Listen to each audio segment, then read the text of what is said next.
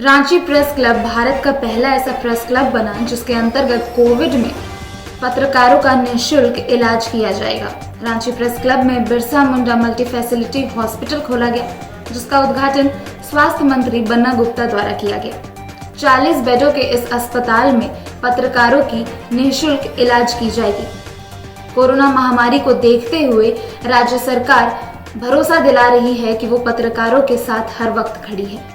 Vaccine की आवश्यकता है आज भी, और आवश्यकता के अनुरूप में आविष्कार हुआ, और आविष्कार की प्रासंगिकताएं हैं, और प्रासंगिकता को विश्वसनीयता में बदलने की ज़रूरत है। तो विश्वसनीयता तो बदलने के लिए जब प्रधानमंत्री जी ने लोगों में जो जागृति पैदा करने का एक प्रयास किया था, थाली भी बजवाया था, ताली बजवाया था, मोमबत्ती जलाई थी, लोगों में जागृति लाई थी। लेकिन जब वैक्सीन आई और जब दोनों वैक्सीन कंपनी की प्रतिद्वंदिता से कुछ ऐसे समाचार आने लगे जो एक दूसरे के विरोधाभासी थे, तो उस समय ये ज़रूर था कि मैंने भी ये निवेदन किया था कि मैं स्वास्थ्य मंत्री हूँ, बीइंग ए हेल्थ मिनिस्टर, हमको पहला वैक्सीनेशन लगाना है। मुझे अलाउ नहीं किया गया। लेकिन दुनिया के राष्ट्र अध्यक्षों ने जैसे ही वैक्सीन बनी, पहला वैक्सीन दुनिया के राष्ट्र अध्यक्षों ने अपने लगवाया। लेकिन जब ये वैक्सीन यदि प्रधानमंत्री जी पहला वैक्सीन यदि पहला डोज लगवाते, पहला डोज केंद्रीय स्वास्थ्य मंत्री लगवाते, हमारे जो है मैं लगवाता, तो लोगों में एक विश्वास पैदा होता, लोगों में एक अवेयरनेस आता। आज लोगों में भ्रम की स्थिति हो गई है, लोग भयभीत हो गए हैं। तो इसके लिए यदि कोई जिम्मेवार है तो ये केंद्र की सरकार जिम्मेवार है। और यदि झारखंड में जो आज कोरोना का ये महामारी फैला है, तो इसके लिए पूरी तरीके से बंगाल के 8 चरण के चुनाव जिम्मेवार हैं। और जो केंद्र की सरकार ने गलत तरीके से, चुनाव आयोग ने गलत निर्णय लिए थे, और चूंकि हमारा चिचड़ा का बॉर्डर से लेकर साहबगंज का बॉर्डर तक बंगाल से झारखंड सटा है, जहां 4 कदम आप उधर जाइए तो बंगाल आ जाता है, 4 कदम इधर आइए तो झारखंड आ जाता है।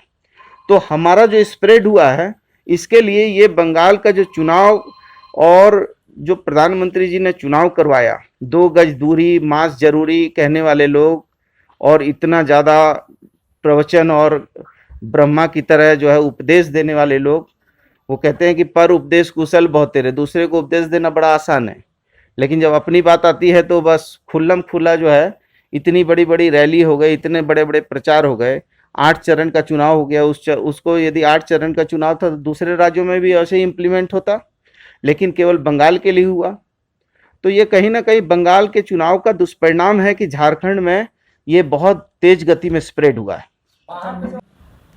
ऑक्सीजन प्लांट के लिए नहीं, ऑक्सीजन प्लांट के लिए निर्भर नहीं है। आप जिस बात को घुमा के पकड़ना चाहते हैं उस पर मैं सीधा कहना चाहता हूं, आप बात को समझने का प्रयास कीजिए। देश में सबसे 1 नंबर पर महाराष्ट्र है, जहां 7 प्लांट हैं। हमारे यहाँ 6 प्लांट हैं।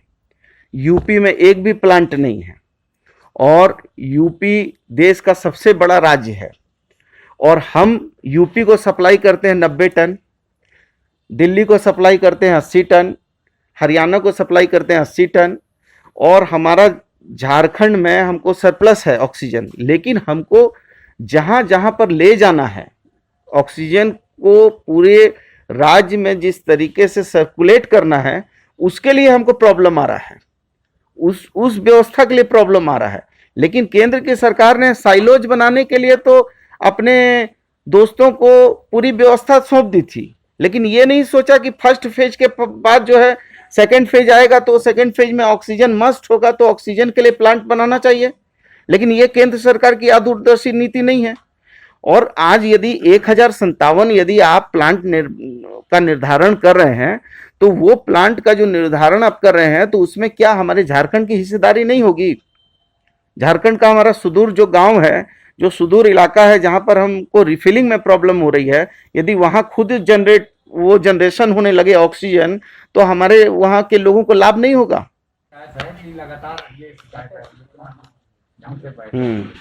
नहीं, देखिए मैं आपको थोड़ा सा, निजी अस्पताल के लिए हम लोगों ने पहले ही टैरिफ जो है उसका निर्धारण कर दिया था।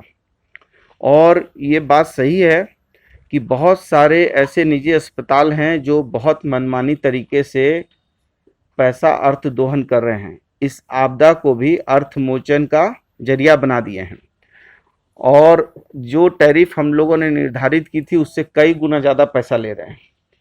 लेकिन हम आपको विश्वास देते हैं कि यदि वो लोग ने नहीं सुधार किया तो हम क्लिनिकल इस्टेब्लिशमेंट एक्ट में उनके निबंधन को भी रद्द करेंगे। और आप देखिएगा, आपको जल्दी सूचना मिलेगी कि हम कोई छोटे मोटे अस्पतालों का नहीं, बड़े बड़े अस्पतालों का हम निबंधन रद्द करेंगे। चूँकि ये विपदा की घड़ी है और अभी एक एक बेड हमारे लिए बहुत इम्पोर्टेंट है, एक एक बेड हमारे लिए इम्पोर्टेंट है, इसलिए वो सर पे भी चढ़ रहे हैं, हम बर्दाश्त कर रहे हैं।